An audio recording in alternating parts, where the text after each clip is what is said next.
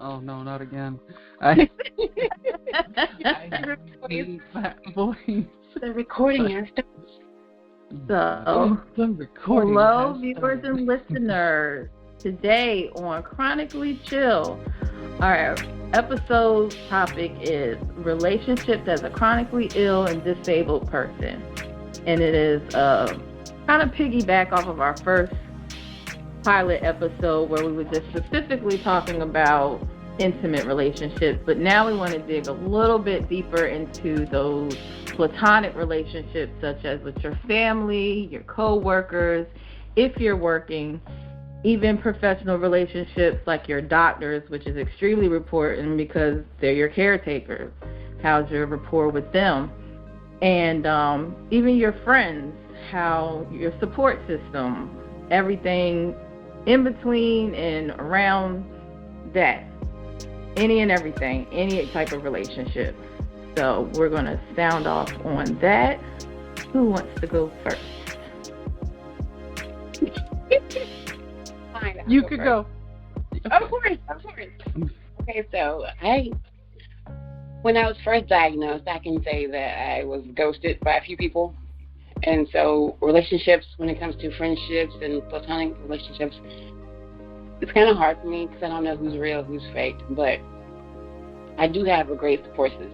I can say that because through the community of epilepsy, I found a lot of great friends, who knew what it was like to live with epilepsy, what it was like to go through the trials of that. But I also have people who've always been in my life who were still my support system. They're still there for me when I need them, or if I just need someone to talk to about it. But as far as the biggest people, the ones who are always there, is my family. They were there for me when I was first diagnosed at 28. And my son had to grow up through it with me, because they were 6 and 3. So they are my biggest supporters, So work relationship, I'll have to say that was the hardest one. Because when I was diagnosed, I was working at a doctor's office in the middle of going to school to get my bachelor's degree. And then all of a sudden I had to lose all of that. So working was off and on in between all these 16 years of having it. But I did find one job that I was able to work at for 15 years at my church. And they knew when I walked in the door, they knew up front I had epilepsy when I told them. And they never, batted an eyelash at it, never said anything about it. They were there several times when I had seizures, Like the one that caused my stroke in 2021, it was my boss that brought me out of the seizure. So people with epilepsy or chronic illness in general, it's important to have a strong support system, support group, people you can talk to about anything like going on with you. Like if you can't have that, you don't have someone to talk to about it, someone to lean on in your time of need, you'll become a hermit. Absolutely. You'll become isolated. Oh yeah. That's not something you need. Especially with us, we don't live on our own, and not bad to reach out to because you've got to get from everyone. Work is working in your corner.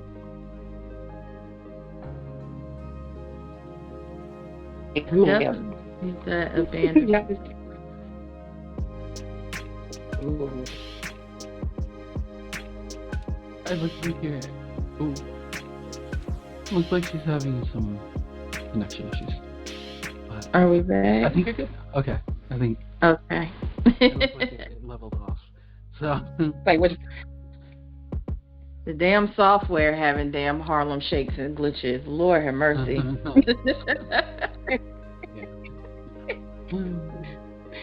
It's got worse. I ain't got no sense. But definitely the professional relationships are all of it, really, to be honest. I have several different chronic illnesses, and with each one, I've noticed people have reacted differently. And with the most recent one, with the epilepsy,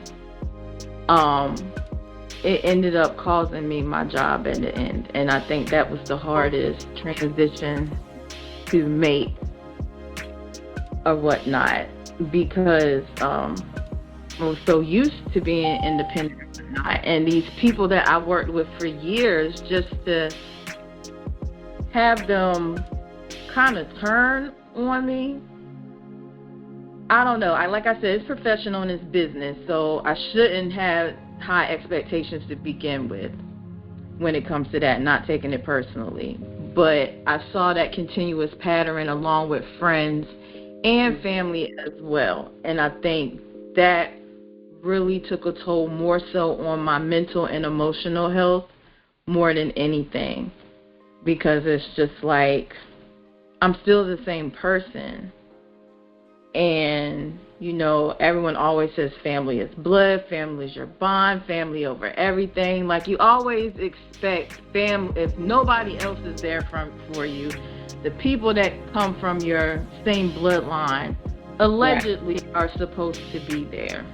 Right. And even when we make that thing about family, you know, they say family is what you make it. So when you've been friends with people for years and decades, and you've been there for them during their challenges, and they've been there for you with yours, but when it comes to health for some reason, if you don't get well enough in a certain amount of time, then it becomes an issue.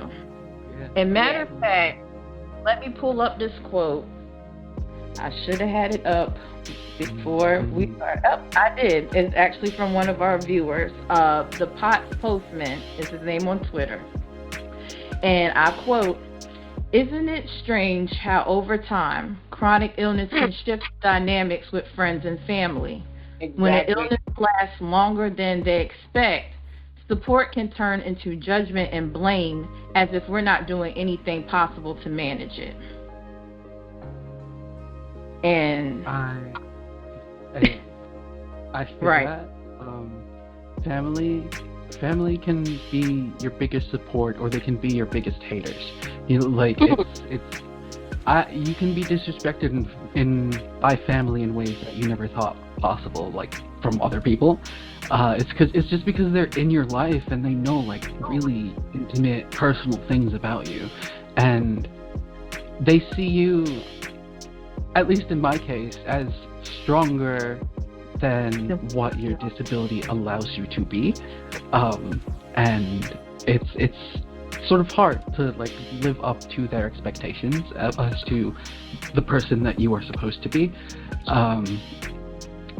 and trying to teach them that, hey, I have certain limitations that makes it so that I can't do the things that you want me to 100%, like you know, and sometimes it gets hard, or it just gets annoying actually to have to constantly explain yourself, have to constantly like justify why you can't do certain things. I always feel like you're on trial and you got to have receipts and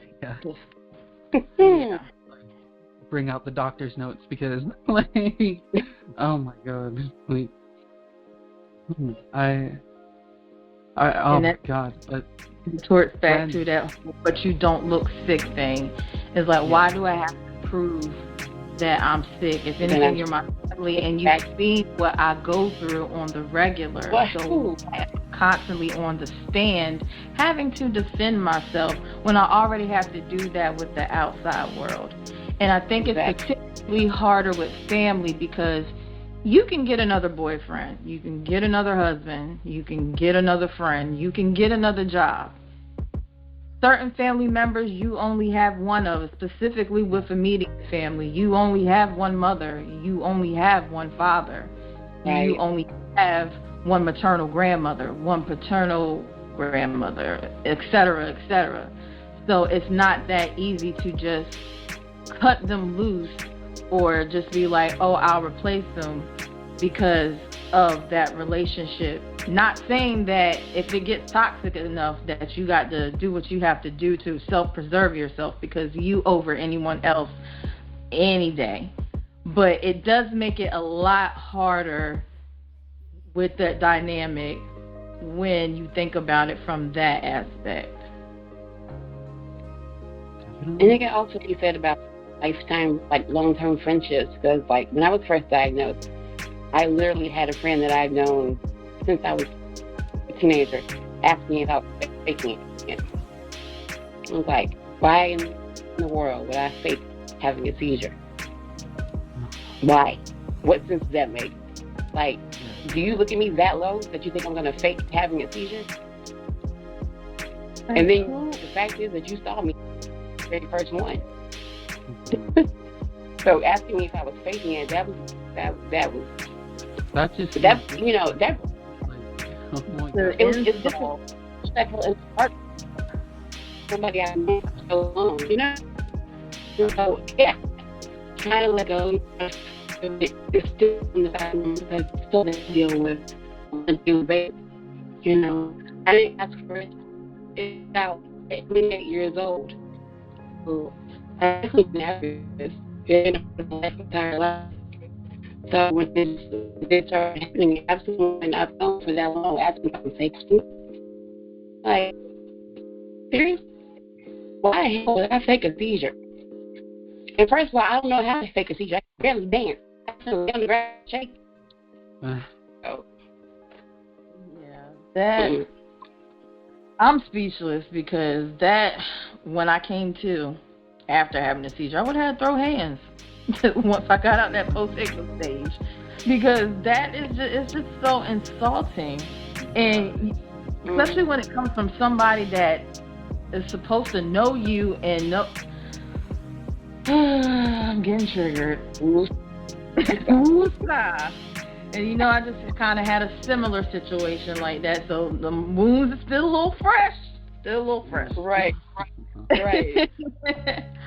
But yeah, that. Wow. Yeah. So I really started looking at that person a lot differently. Like, absolutely. The audacity it takes to just say to someone that I think you're faking. You know, when they've seen you like in a state where you can't really fake. And oh my God. this is getting me heated. It's just like, what the fuck? Oh man. Like, but it's crazy the way some people think. Like, when we discussed about this really that time, and I told you they said that I wasn't disabled enough to have the required disability, and like so everybody's like in my life's like keep fighting, keep pushing, keep fighting, keep pushing. But the ones who just sort of like, you know what, just give it up. It's gonna work out the way it's supposed to work out. I'm just like, you gonna help me with the bill? Are you gonna buy the groceries? Right. Are you gonna do things I need? You know? Yeah. Are you gonna pay for my medication? That's all much to say. So yeah. they don't. People just don't get it. They may be in your life, but they don't get it. Yeah. They don't. Definitely. That's the hard thing about having an invisible disability, because like they know you have something wrong with you, it's just that they can't see it. They can't, like, I guess, quantify it that, oh, this is a bad thing, because to them it's just, oh, well, you look normal, you look like you can do things, and it's not the case for a lot of people with chronic illness, where if they try to overwork themselves, like me in the case of MS, it causes flares, it causes symptoms to get worse, and it's just, a lot of people, I feel like, that they can't really empathize with others unless they go through something similar, which is why I use COVID as the brain fog that COVID causes as an example of the brain fog that MS causes, because it sucks either way. And you know, a lot of people experienced that when COVID first started, and it's just easier to put into words to people who have gone through that. You really brought something to my attention when you were speaking. I think calling our chronic illnesses invisible illnesses does more damage to the cause, because our symptoms are not invisible at all. The toll it takes on us is not invisible if you're really looking and paying attention. Yeah.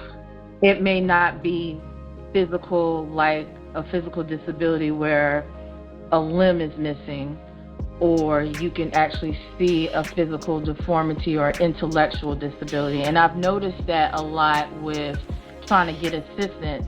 They have plenty of assistance for intellectual and developmental and physical disabilities, but the ones that are not as, what's the word, apparent or visible, they want to give you more trouble. Because even cancer, in a sense, is an invisible illness. You can't see the cancer cells.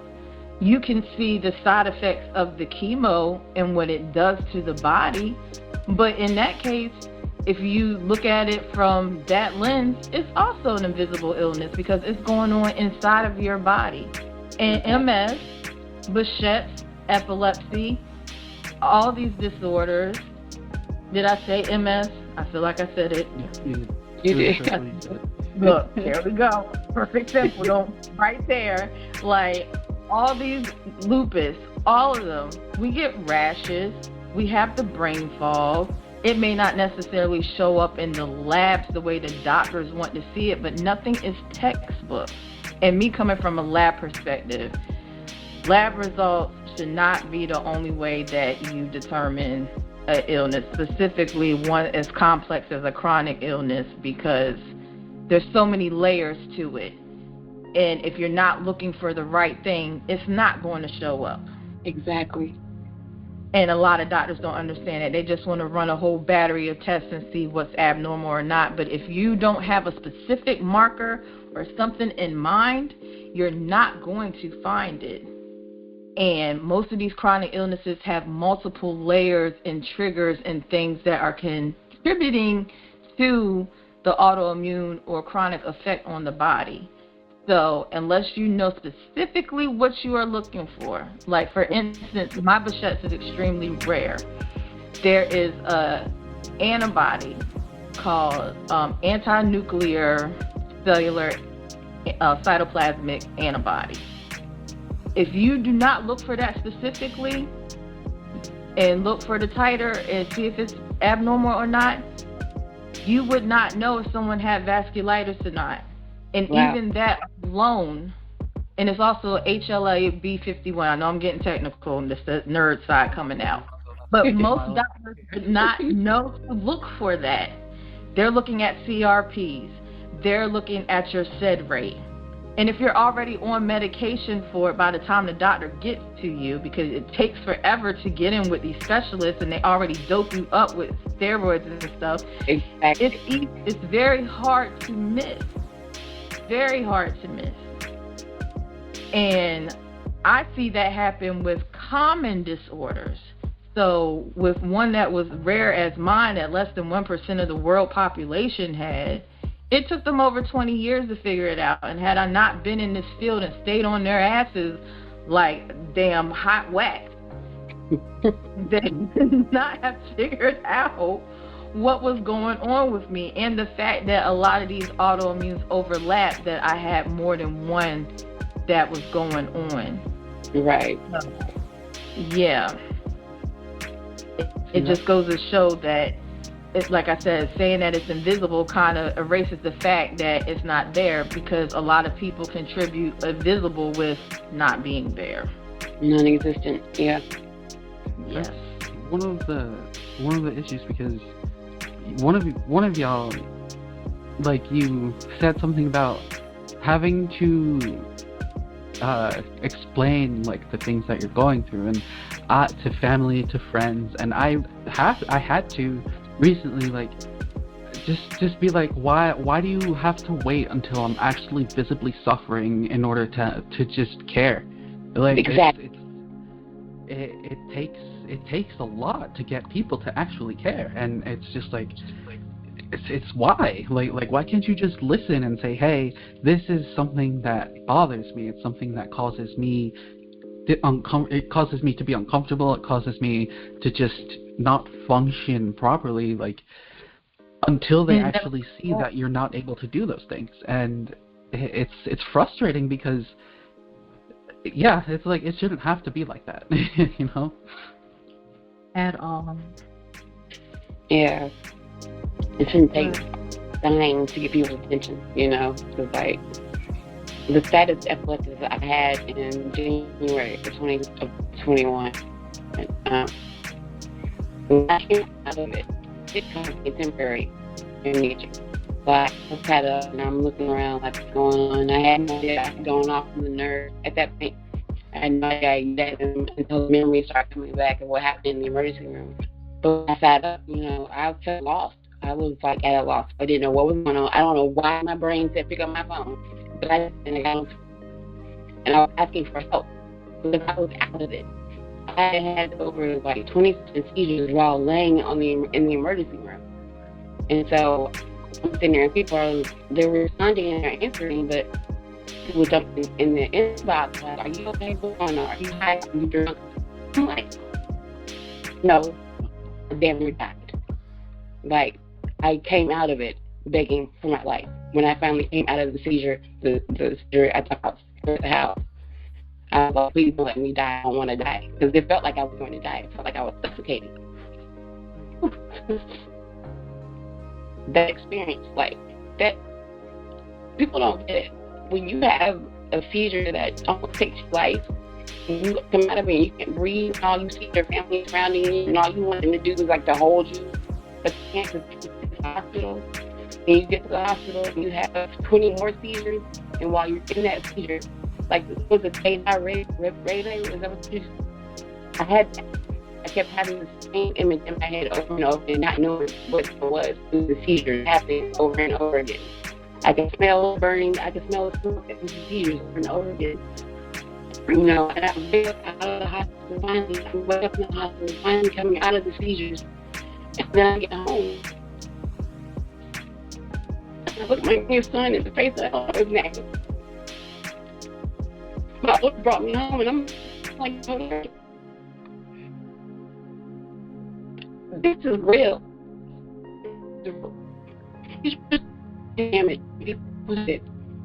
That's why I think my family is my strongest support. Even though my son had to live through that, they were by my side the entire 48 hours it took me to come out of that. And then people at me inbox talking about am I drunk? What's going on? Am I losing my mind? Meltdown or something? I having a meltdown because I couldn't remember what was going on in my life. Because I'm dying from seizure. So I applied for the neurologist I had because when I had for her, all he would do was go up on medication. I was going to do medication. So when I found her, he's going to send me to a specialist. He said I had temporal lobe on the left side of my brain. He's one that had me get VNS. So having that relationship with your neurologist, with your doctors, is so important because you can tell them, like, look, I need help going on with my life. I heard more than I could friend. She's the one who was like more since I'm here. Those relationships are kind of having that ability. The ability to relationship with your family friends, then some decide like you'll be okay. They don't be.